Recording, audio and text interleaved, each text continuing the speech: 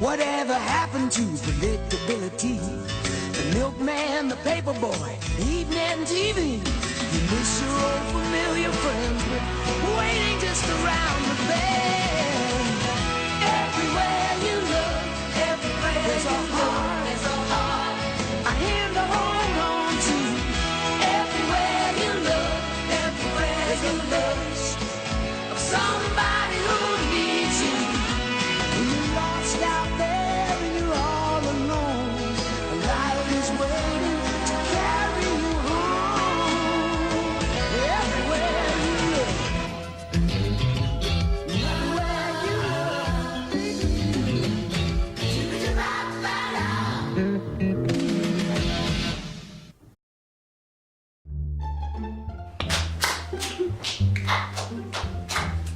Yo mamacita! Papaya! Dad! Mom! What's up, kiddos? Me and my entourage were wondering if we could go see that new release that is out. It's all good. Now, whoa. Before you say anything, I know we already talked about this with you, but I know it has a teeny itty bitty little bit of swearing. Just a teeny little bit. Just a little bit. Uh-huh. Yeah, okay, maybe there's a tiny little bit of murder and blood and guts and stuff, but it's not, I know it's not real, it's all good. It's just a movie, we can handle it. It's all good, it's not even that much, it's just a tiny little bit. Maybe there's a small little bit of nudity, but it's over just like, ow. I mean, it's just done like that, right guys? Right guys? Yeah. Sure. It's just over like that. It's just that one little scene. It's small, I promise. I heard from a friend, probably, right? Yeah, probably. Yeah, probably. Anyways, can I please go see it with my friends? Please.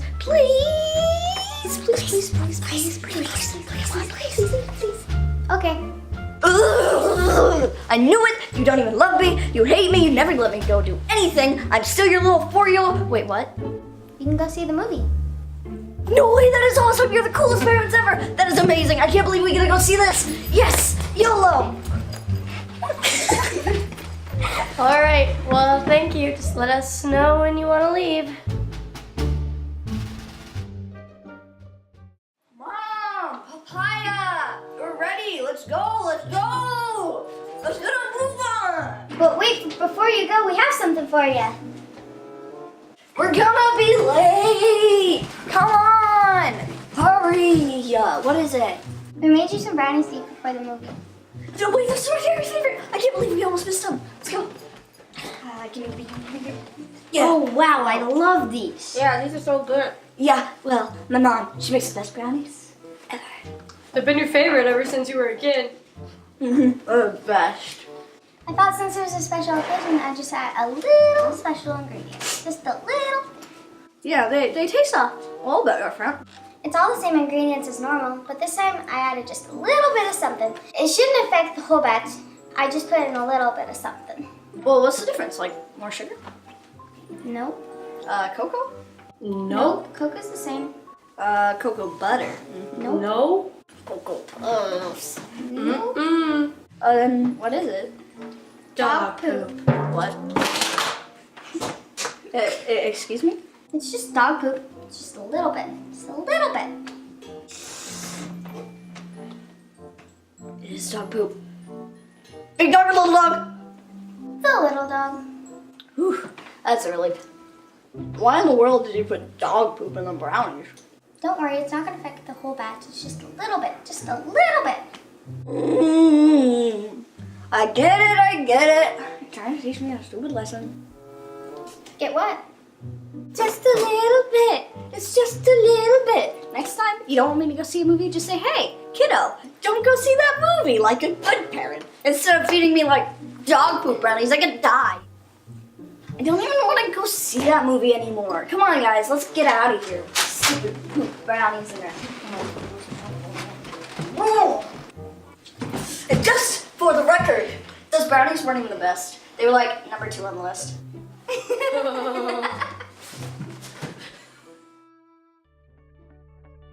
Hey everyone, how's it going? I'm gonna be honest, that was something else. You guys have some of the greatest and most incredible acting and abilities that I have ever seen in my entire life. You truly are gifted, or something. But I love that skit, this story, that just a little bit might affect the whole batch, and it's just funny. Just a little bit of dog poop, it won't affect the whole batch. I don't know. For me, any amount of dog poop is going to be enough to affect the whole batch. I'm just old-fashioned that way. But I think I love this skit because I think what we do is we treat our relationship with God a lot like this. We take these little sins in our lives. We know that they're there. We know that we have this sin in our life, but it's just a little bit. It's not going to affect all of me. It's not going to affect everything that I do. It's just this little thing. You don't even have to worry about it, really.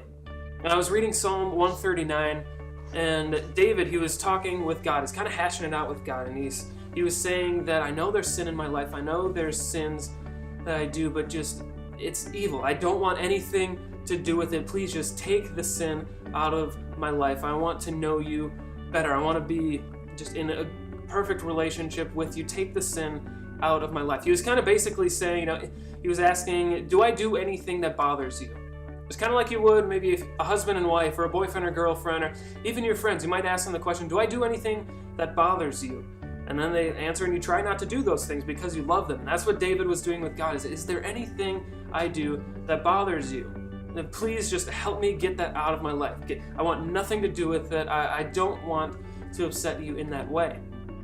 And as I was reading this, I just had this question keep being stuck in my head. It kept popping up, and it was just, what would God say to you if you were brave enough to ask him that question? Like, is there anything that I do that bothers you, God? What would God say if you were brave enough to ask him that question? And I say brave because I think a lot of us, we might be afraid to answer or to ask that question to God. Whether it's because we don't want to hear the answer, or in most cases I think it's because we know the answer that God's going to give us, but we don't want to change. We don't want to give up and change for God. And I think we don't really want to change because we think that we read the Bible and we see these commands from God, and we think that they limit us. You might think that the commands of God, they limit you, or that it holds you back, or keeps you from living the life that you want. But I'd actually argue that it sets you free. Like, knowing this and asking God to get rid of these sins in our lives, it sets us free, because a lot of us, we feel guilt and shame when we sin. That's the Holy Spirit living in our heart. It tells us that what we're doing is wrong, and we kind of live in these two camps. We live over here when we go to church and we go to youth group and we love God and we love Jesus, but then we live over here. And maybe it's at school or in your activities, or you do things and you let sin enter your life, and we're kind of giving ourselves half-heartedly to each of these. We're living in two different camps where we go to school and we feel bad about the sins that we're doing because we know that they're wrong, but then we go back to church and we can't fully worship God because we know that there's sin in our life that's hurting us. I'll try to illustrate it for you this way. I heard a guy named Francis Chan illustrate it this way. Let me just grab two of my favorite drinks here. I have this lemonade. I love lemonade. It's delicious. I should probably shake it first. Make it all delicious. And just got it here. It's lemonade. I love lemonade. And then here I have this Starbucks Frappuccino. It's a tasty little treat. Got some caffeine, help you wake up in the morning. And it's delicious. So I have this Frappuccino.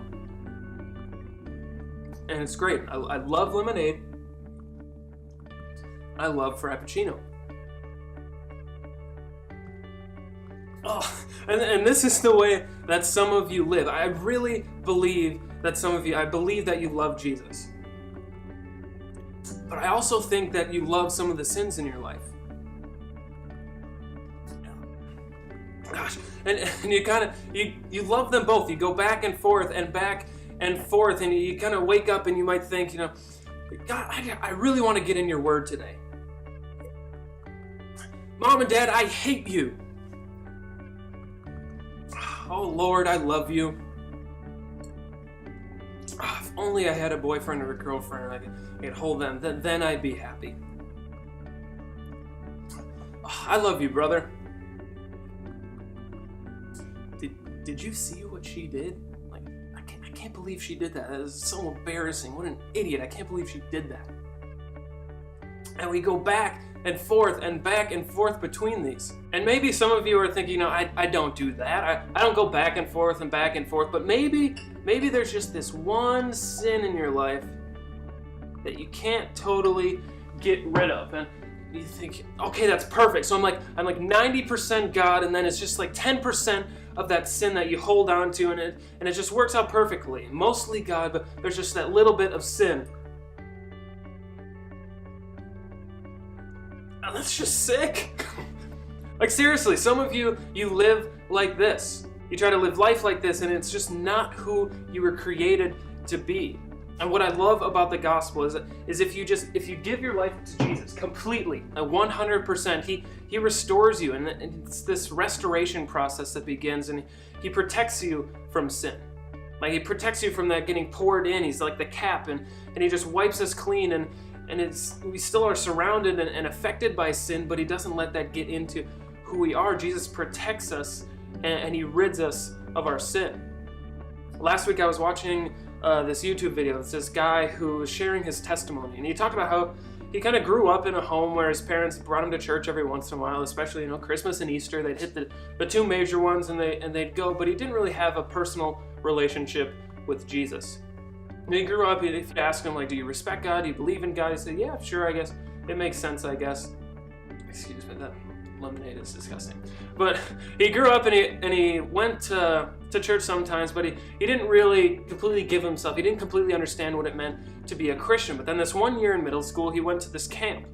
And at the end of the camp, he heard the gospel preached for the first time. He kind of explained it how all his life, he kind of been interested in God and interested in knowing more about him, but he never realized until this moment at camp that God wanted to know him too. And at this moment, he kind of understood the gospel more fully, and he gave his life to Jesus, and his life changed. And he's super excited. He's just on fire for God. He's surrounded by people who just love Jesus and are pushing them more towards God and encouraging one another, and it's just this awesome environment. But then camp ends, and he has to go back to school. And he goes back to school, and he's hanging out with his normal friends, and he kind of starts struggling with sin. He starts, struggling with sin like lust, or girls, or partying, drugs, alcohol, or gossiping, hating your parents, or just getting angry in general. And he was just struggling with all these sins throughout the year. But then the next summer, he signed up for camp again. He was really excited to go, and he goes back, he hears all these messages again, and he realizes, I'm not living the way I'm supposed to. These sins in my life, they're really affecting me. I'm not supposed to live like this. So he rededicates his life to Jesus, and it's amazing. And he says, I'm not going to do these things anymore. I'm changed. I'm a new person. I'm not going to do this anymore. But then he leaves camp again. He goes back to school, back to these same friends, and he gets stuck in the same sins that he did before. And then the next year he goes back to camp, and then back to school, back to camp, back to school, and he gets stuck in this cycle, and it's the cycle that he couldn't really break. And he just realized at one point that he was just living a life as a hypocrite. He was going back and forth and living these two lives. For years he did this, and eventually he graduated high school, and he was 18, and the camp, one of the leaders asked him to come back to camp to kind of share part of his testimony and share with the people at the camp how much it impacted him, how camp helped point him towards Jesus so he could start his relationship with him. And he kind of had this thought in the back of the head, like, to be honest, I haven't let it change me. I'm not changed. I still live in a lot of sin. I still do all of this stuff. But he agreed to it.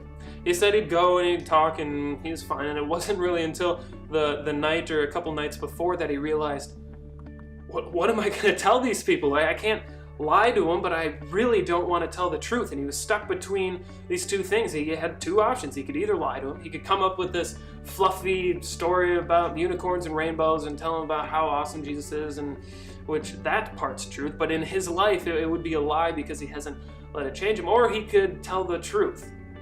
And he could be honest about the sins in his life and open up and talk about his struggles and what he did. He got up there and he told the truth. And he told everyone about the sin in his life and the stuff that he was struggling with, and he was just honest. And then something happened that he was not expecting. Instead of people getting mad at him or giving him this look of like, wait, why are you talking? You're super screwed up. You're not supposed to be up there.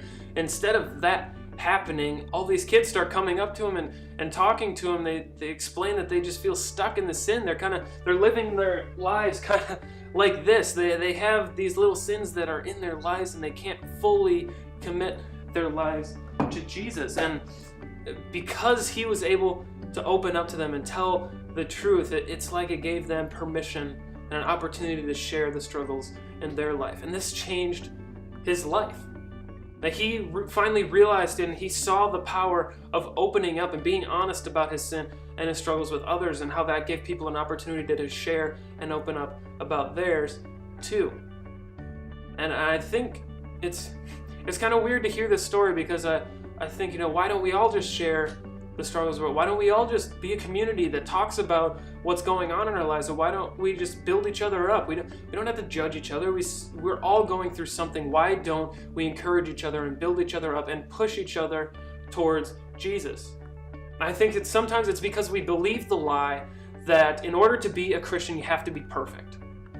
But I said this before, but let me break the secret to you again. There's no such thing as a perfect Christian. There's no such thing as being perfect. You cannot live a perfect life. In fact, that is the reason that we need a perfect Savior. It's because we cannot do it on our own.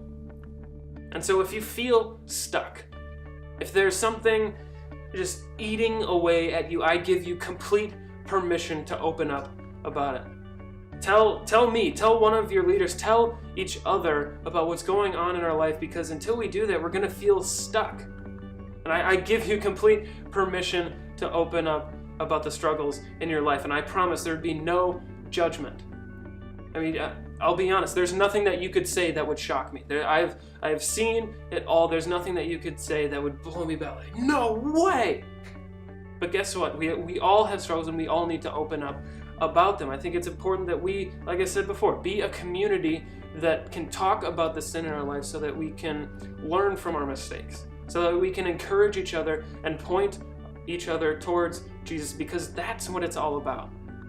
And I want us to build that community here. I want us to feel like we can be open and honest about our sin, because once we finally do that, we get a bigger and better picture of who God is and who He created us to be in this world.